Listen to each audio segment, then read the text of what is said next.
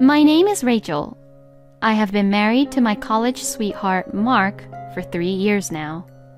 Mark is a carefree, easygoing, and a huge eater who has made it to the finals of one of the TV shows, the Food Challenge Championship. Weighing about 330 pounds, his stomach is beyond the realm of human beings, and he has devoured 100 plates of fried chickens and 30 slices of XXL-sized pizzas. He also drinks 10 2-liter bottles of Coca-Cola to refresh his palate and still looks like it's not enough for him. Since he had an enormous appetite, life with Mark was always a struggle. He says he eats very light meals at home, but even so, out of his monthly salary of $2,000, $1,800 are all spent on food. The Engel's coefficient, which indicates the ratio of food expenses to total expenses, averages just under 30%, but our figures were over 90%. Since we own our home, we don't have to pay housing costs, but we are behind in paying fixed expenses such as utilities and phone bills, and have often had our electricity and water stopped since we couldn't pay for that either on time. Mark's family has been providing financial support to help us make ends meet. Mark's family only consists of him and his mother. After our marriage, my mother-in-law, Linda, has been living alone in an apartment. She is also known as one of the big eaters in the neighborhood. No matter how much she eats, she somehow manages to stay thin, and even Mark admits that she eats a lot. She is obsessed with food and devours everything that is put in front of her.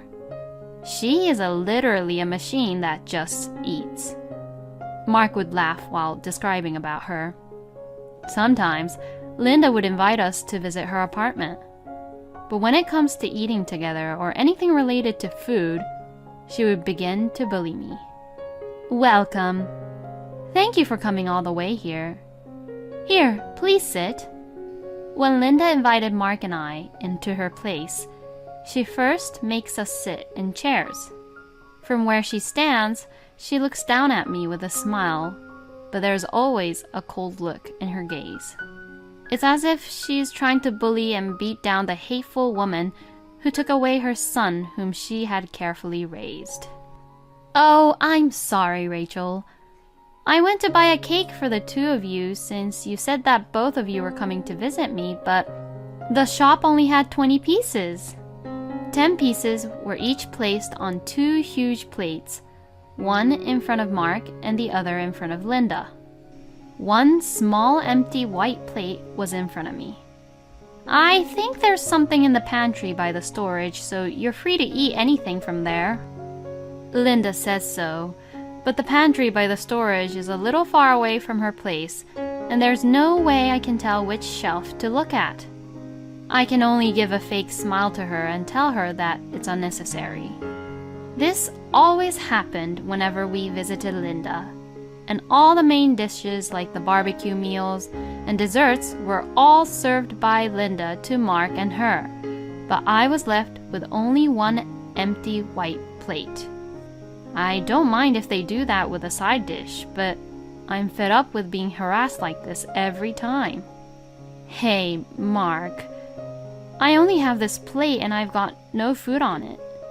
I decided to consult Mark about it, but Mark wouldn't even look at me and seemed to care. This cake is from that cake shop over there, right? It's so good. He munched onto the cakes and says, Mom said they didn't sell it, so I guess it can't be helped, right? Well, no, I mean, every time I'm here, all I do is get this white empty plate. I had no choice but to clam up. Mom, you really know my taste buds. It's so delicious.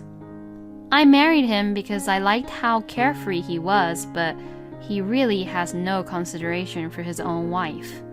I grew more and more disgusted, day by day, with the insensitivity of Mark, who never questioned Linda about how she bullied me. One day, we were invited to eat dinner with Linda. I ordered pizza, so come and eat it. We also have fried chicken, so let's have a small party. Mark was so thrilled when Linda called for a feast party. I love pizza so much. How can something very junky be so good? As I filled the container with the salad I prepared as a side dish, I thought to myself that I'm sure I'll end up eating just this salad anyway. Compared to Mark, who looks very happy, I let out a huge sigh. When we arrived at Linda's place, she started her custom, to bully me.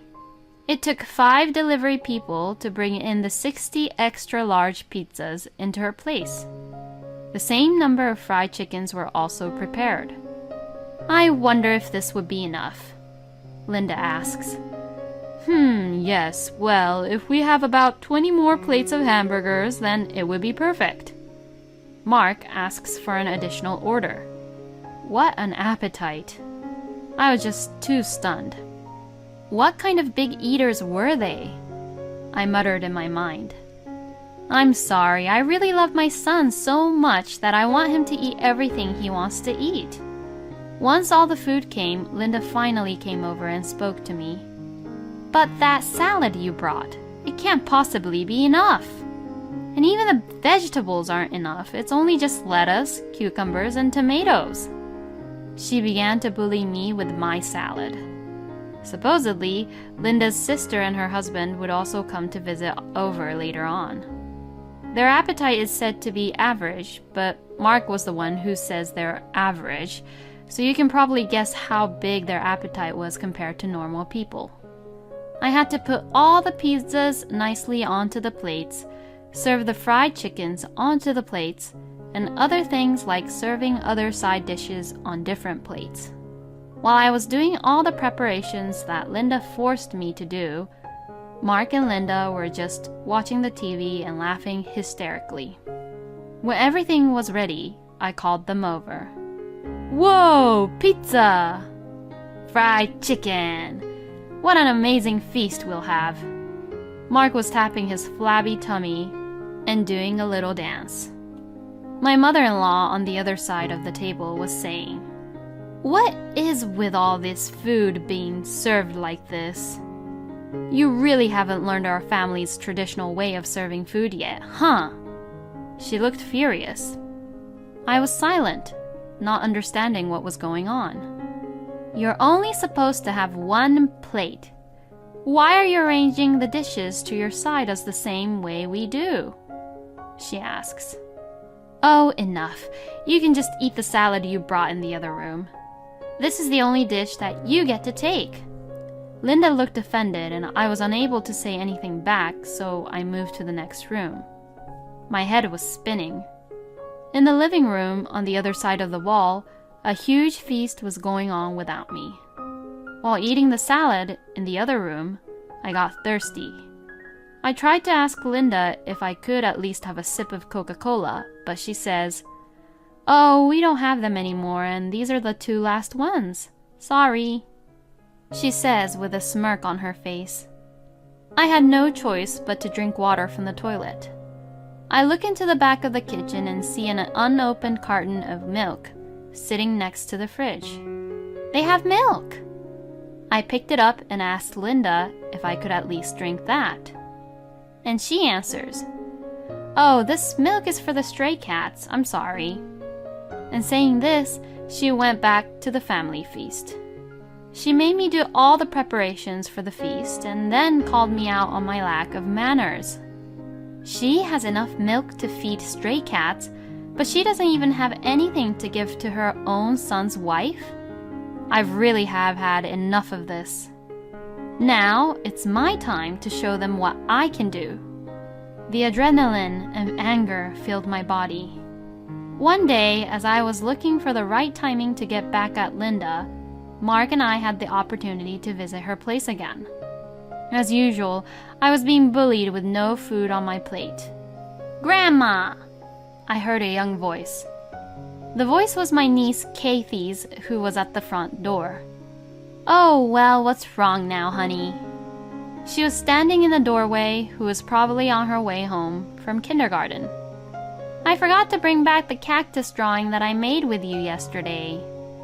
I looked into the living room and saw 2 pieces of paper with drawings on it on the table in front of the TV. Well, I'm sorry that I couldn't remind you about it. Linda quickly changed her devilish expression she had towards me and smiled lovingly over to Kathy. Then Kathy came running into the living room. Then she went straight to the cactus and picked up a small one. It must have been a precious treasure for her. And for Linda, it was a proof of her granddaughter's hard work. Because you like this one, Grandma, I'll leave it here. And I'll bring this one, okay? Kathy picked up the one she was bringing it back home and looked at us. Oh, Auntie and Uncle! She realized that we were there. Kathy was so adorable. At that moment, I had a great idea. Hey, Kathy, are you hungry? Hearing this, Kathy turned to me and said, Yup, I'm hungry. She held her stomach and gave a huge smile as she said that. She really is very cute. I see. Well, how about we play a game to see who can eat more? If you win, I'll buy you the toy you've always wanted. Really? Okay, I'll play. Oh, there's all my favorite foods on the table. I could eat all of them. Kathy's stomach growled loudly as she looked at the pizza, fried chicken, and large hamburgers, which were all in front of Mark. Oh, these are mine. Kathy, I'll give you some snacks here, so come on, get over here. I guess Mark and Linda was so greedy that they didn't even want to give their own grandchild and niece what they have surrounded themselves with. They had very serious looks on their faces and went out of their way to stop the game. But Kathy says this innocently. I like fried chicken and pizzas better. Alright, let's get set. Ready, and go! I took the pizza that Mark had left, and Kathy took the fried chicken and the burgers that were on Linda's plate and ate them with her mouth full. Hey, stop it! My fried chicken. Mark tried to take the fried food away from me and began to stick his hand in my mouth, but Kathy says this. Don't interfere with the game, and slapped Mark's hand hard. Mark was stunned by the shock of being slapped by Kathy, while Linda looked on in disbelief at what was happening before her eyes. 10 minutes later, all the remaining food on the table was gone. Now Kathy is smothering herself with the cake as a dessert. My pizza! My fried chicken!